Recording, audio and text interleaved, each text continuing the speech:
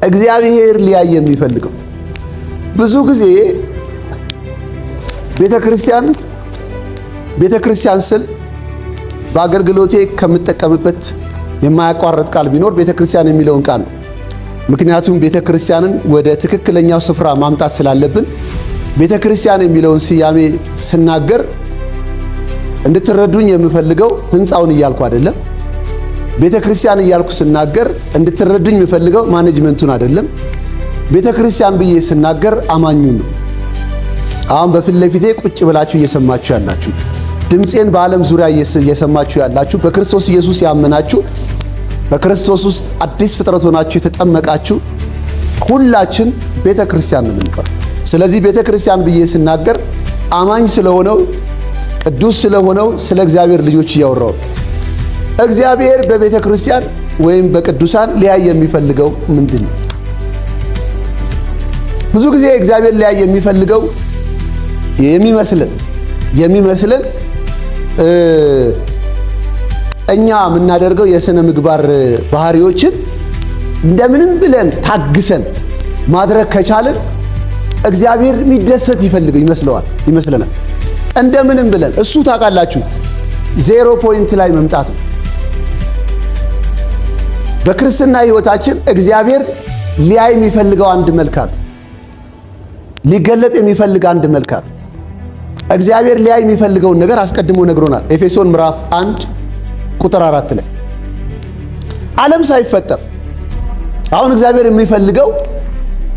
የሚፈልገው ማንን እንደሆነ አስቀድሞ ነግሮናል። ዓለም ሳይፈጠር በፊቱ ቅዱሳንና ነውር የሌለን በፍቅር እንሆን ዘንድ በክርስቶስ መረጠ። ስለዚህ እግዚአብሔር ዓለም ሳይፈጠር በፊት ቤተክርስቲያንን ምን አድርገህ ነው ያያት ብለን ብንጠይቀው በእኔ ፊት ቅዱስ ነውር የሌላት በፍቅር ዓለም ሳይፈጠር በእግዚአብሔር ፊት ቅዱስ ነውር የሌለን በፍቅር እንሆን ዘንድ በክርስቶስ መረጠ። ስለዚህ እግዚአብሔር ዓለም ሳይፈጠር በፊት ቤተክርስቲያንን ሊያያት የሚፈልገው ቅዱስ የሆነች ነውር የሌለባት ነቀፌታ የሌለባት። አሁን ይህን ሲሰሙ ሰዎች አሁን እየሰማችሁ ያላችሁ ቅዱሳን እኔ እኮ ኃጢአተኛ ነኝ። እግዚአብሔር ሊያይ የሚፈልገውና አንተ ራስን ስታይ ይለያያል። እኔ እያልኩ ያለሁት እግዚአብሔር አንተን እንደሚያይህ ማየት እንድትችል ነው። አንተማ ራስን ስታይ የራስህ ትርጉም አለ። እኔ ማወራህ እኔ እንደ እግዚአብሔር ሰው የምናገረው እግዚአብሔር አንተን ሲያይህ ምን አድርጎ ነው የሚያይህ? እግዚአብሔር አንቺን ሲያይሽ ማን አድርጎ ነው የሚያይሽ? ዛሬ ትርጉማችን ከተቀየረበት ዋነኛ ምክንያት አንዱ ራሳችንን ሰዎች እንደሚያሳዩን ነው ልናይ የምንሞክረው። ኪሳችን እንደሚነግረን ነው ራሳችንን ልናይ የምንሞክረው።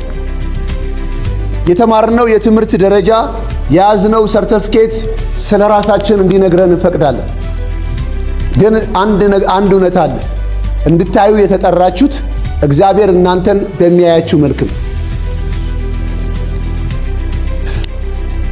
እውነት ልንገራችሁ፣ እግዚአብሔር እናንተን በእናንተነታችሁ አያዩ። እናንተን የሚያያችሁ በክርስቶስ ነው። ስለ እናንተ እኮ ኢየሱስ ሊታይ በሰማይ ቆሟል፣ በሰማይ ተቀምጧል። በሰማይ የተቀመጠው ኢየሱስ የእናንተ ትክክለኛ መልካችሁ ነው። እግዚአብሔር የሚያየው እውነተኛ መልካችሁ እሱ ነው። እግዚአብሔር ሊያይ የሚፈልገው በእናንተ ላይ የልጁ መልክ ነው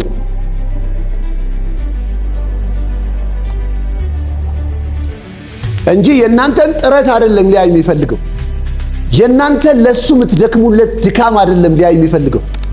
ብዙዎቻችሁ በእግዚአብሔር ቤት ውስጥ የምታደርጓቸው ድርጊቶች መለኪያ አድርጋችሁ ትቆጥራላችሁ። እግዚአብሔር ሆይ አታየኝም ወይ? እግዚአብሔር በዛ መልክ እንዲያያችሁና ለዛ መልክ ደግሞ ላየው ማንነታችሁ ደግሞ ዋጋ እንዲከፍላችሁ ትጣጣራላችሁ። እግዚአብሔር ሊያይ የሚፈልገው በእናንተ ልጁን ነው። ሁለተኛ ቆሮንቶስ በጣም የሚታወቀው ቃል ምዕራፍ 3 ላይ እኛ ሁላችን እኛ ሁላችን አማኞች፣ ሁላችን ክርስቲያኖች፣ ሁላችን እኛ ቤተ ክርስቲያን ሁላችን መንፈስ ከሚሆን ጌታ የሚደረገው መንፈስ በሆነ ጌታ ነው። የምንገነባው መንፈስ በሆነ ጌታ ነው። የምንሰራው መንፈስ በሆነ ጌታ ነው። መንፈስ ከሚሆን ጌታ እንደሚደረግ ያንን መልክ ዘንድ አሁን ከፊታችን አንድ መልክ ተቀምጧል። ያንን መልክ እንመስል ዘንድ ከክብር ወደ ክብር እንለወጣለን። አሁን ያንን መልክ ተብሎ የተቀመጠው መልክ ማን ነው ስትሉ የልጁን መልክ ነው። እኛ ሁላችን እግዚአብሔር ሊያይ የሚፈልገው ከቤተ ክርስቲያን ኢየሱስን ነው። እግዚአብሔር ሊቆጥር የሚፈልገው ስለ ቤተ ክርስቲያን ልጁን ነው። ዓለም ሳይፈጠር በፊት እግዚአብሔር አንድ መልክ ነው ያየው። አሁን እኛ ታግለን እዛ መልክ ውስጥ አንገባም። መግባታችንን አምነን ኢየሱስ እዛ ስርዓት ውስጥ እንዳስገባን አምነን መኖር ነው። ዛሬ ትምህርቶቻችን በጣም በሚያሳዝን ሁኔታ ልክ ለምሳሌ እዚህ አዳራሽ ውስጥ ያላችሁ ሰዎች እዚህ አዳራሽ ውስጥ የመግባት 7 ጥበብ ብዬ ባስተምራችሁ እዚህ አዳራሽ ውስጥ ነው ያላችሁት። ማስተምራችሁ ደግሞ እዚህ አዳራሽ ውስጥ የመቀመጥ 7 ጥበብ አስባችሁታል?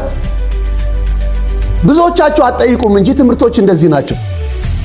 ብዙ ትምህርቶች የሰጣችሁ ያላችሁት በክርስቶስ የሆናችሁትን ነገር ይሄን ስታረጉ ታገኙታላችሁ ተብሎ ነው እየተማራችሁ ያላችሁት።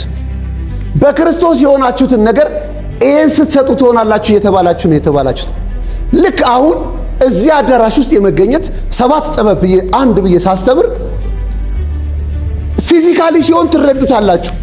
ፓስተር ምን ሆነሃል? እዚህ ጉባኤ የመገኘት 7 ጥበብ አንድ ሳትል እኮ ተገኝተናል። ሁለተኛውን ሳትነግረን እኮ እኛ እዛው ነን። ፊዚካሊ ተረዳችሁት፣ ግን በብዛት መልእክቶች ስትሰሙ ግን አታስተውሉትም።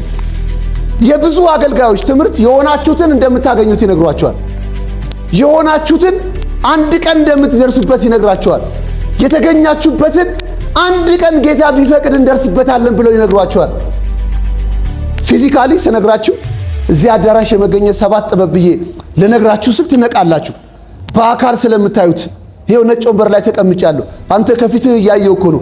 ይሄው አዳራሽ ውስጥ ነኝ ያለሁት። ከበር አልፌ ነው የገባሁት። እርግጠኛ ናችሁ። ብዙ መልእክቶች ግን እየተሰበካችሁ ያላችሁት የሆናችሁትን ገና እንደምትሆኑ እየተነገራችሁ ነው።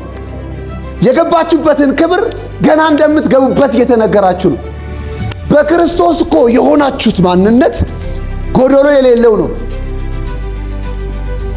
ራስ በሆነው በርሱ ሆናችሁ ተሞልታችኋል። ራስ በሆነው በርሱ ሆናችሁ በክርስቶስ ሆናችሁ ምን ብላችኋል? ተሞልታችኋል። የመሞላት ኮንፈረንስ የሚመስላችሁ የጎደላችሁ ነገር እንዳለ ሲነገራችሁ ትነቃላችሁ። የገባችሁበትን ክብር በኢየሱስ ስም ማስተዋል ይሆንላችሁ። እግዚአብሔር ሊያይ የሚፈልገው እናንተ የተገኛችሁበትን ቦታ እንድታውቁ ነው። እግዚአብሔር ሊያይ የሚፈልገው እናንተ በአብ ቀኝ መቀመጣችሁን እንድታውቁ ነው። ከእርሱ ጋር ከሞትን ይላል ኤፌሶን 2 ላይ ከእርሱ ጋር ተነስተናል፣ በሰማያዊ ስፍራ በአብ ቀኝ ተቀምጠናል። አሁን እግዚአብሔር እያንዳንዱን ክርስቲያን ሲመለከት ከክርስቶስ ጋር ሞቷል፣ ከክርስቶስ ጋር ተነስቷል፣ በሰማያዊ ስፍራ በአብ ቀኝ ተቀምጧል። እግዚአብሔር ሲያየን በአብ ቀኝ ተቀምጠናል። እኛ ግን ራሳችንን ስናይ የምንቆጥረው ሌላ ነገር አድርገን ነው። ቅድም ወንድማችን ጆን ስታጸልይ የነበረው ነገር በጣም ነበር ሲገርመኝ የነበረው። እነ ጴጥሮስ እኛ አለ ከሰማነውና ካየነው ነገር የተነሳ ዝም ልንል አንችልም። እሱ እያጸለየ ያለ በጣም እየተገረምኩኝ ይህን ቃል አስበው ነበር። ካየነውና ከሰማነው ነገር የተነሳ አሁን አስቡ፣ እነዚህ ሰዎች እኮ ሰይፍ ይዘዋል፣ እስር ቤት መክተት ይችላሉ፣ መግደል ይችላሉ፣ መሳሪያ ይዘዋል፣ የመንግስት ፓወር እጃቸው ላይ ነው ያለው። ጴጥሮስ ግን ይቆምና ያየሁት ነገር አለ። ካየው ነገር ጋር እነሱ ያላቸውን ስልጣን ይንቀዋል። እነሱ እጅ ላይ ያለውን ሰይፍ ምንም እንደማያመጣ ይንቀዋል። ለምን? መንፈስ ዓለም ላይ ጴጥሮስ ራሱን ማን እንደሆነ አይቷል። መንፈስ ዓለም ላይ ጴጥሮስ ራሱን ማን እንደሆነ ምን እንደሆነ ተመልክቷል። ስለዚህ ሰይፍ ይዘው መጥተው እስር ቤት ሊከቱት ይችላሉ፣ ሊገሉት ይችላሉ፣ ያሻቸውን ሊያደርጉት ይችላሉ። ጴጥሮስ ግን አይቻለው መንፈስ ዓለም ላይ ማን እንደሆንኩ። ከመንፈስ ዓለም የሰማው ድምፅ አለ፣ ስለዚህ ዝም አልልም። በአካል ከሚታየው ሰይፍ፣ በአካል ከሚታየው ማስፈራራት ይልቅ ድፍረት በውስጣቸው የጨመረላቸው በመንፈስ ዓለም የገቡበት ክብር ነው። በመንፈስ ዓለም የሰሙት ቃል ነው። በመንፈስ ዓለም ያዩት ነገር። ዛሬ እኔ ጸልያለሁ በኢየሱስ ስም በዚህ ምድር ላይ የምትኖሩበትን ኑሮ የሚያስንቅ ጸጥ የሚያሰኝ መንፈስ ዓለም ላይ ያለውን ክብር ማየት ይሁንላችሁ። መንፈስ ዓለም ላይ ያለውን ድምፅ መስማት ይሁንላችሁ። ጴጥሮስ ከመንፈስ ዓለም ድምፅ ሰምቻለሁ፣ ከመንፈስ ዓለም ማንነቴን አይቻለሁ። ስለዚህ ሰይፋችሁ አያስፈራኝም፣ ግዞት ቤታችሁ፣ እስር ቤታችሁ አያስፈራኝም። እናንተ እኔ ላይ ስልጣን አላችሁ። አዎ የመንግስት ፓወር እጃችሁ ላይ ነው ያለው፣ ግን አያስፈራኝም። ጴጥሮስ ለምንድን ነው ያልፈራው ስል ሌላ ኪንግደም ውስጥ ተገኝቷል። ሃሌሉያ! ሌላ መንግስት ግዛት ውስጥ ተገኝቷል። እዛ ገብቶ አይቷል፣ እዛ ገብቶ ሰምቷል። ጌታ በኢየሱስ ክርስቶስ ስም በአባታችሁ የተዘጋጀውን ክብር ውስጥ በኢየሱስ ስም ራሳችሁን አግኝታችሁት ልክ እንደነ ጴጥሮስ የድፍረት መንፈስ በኢየሱስ ስም ይረፍባችሁ። ፍርሃት ከላያችሁ ላይ የተነቀለ ይሁን። ፍርሃት እኮ አልፈራም በሚል አይደለም፣ ጀግንነት አይደለም የሚመጣው። አንተ ጋር ያለው እነሱ ጋር ካለው እንደሚበልጥ ስታረጋግጥ ነው።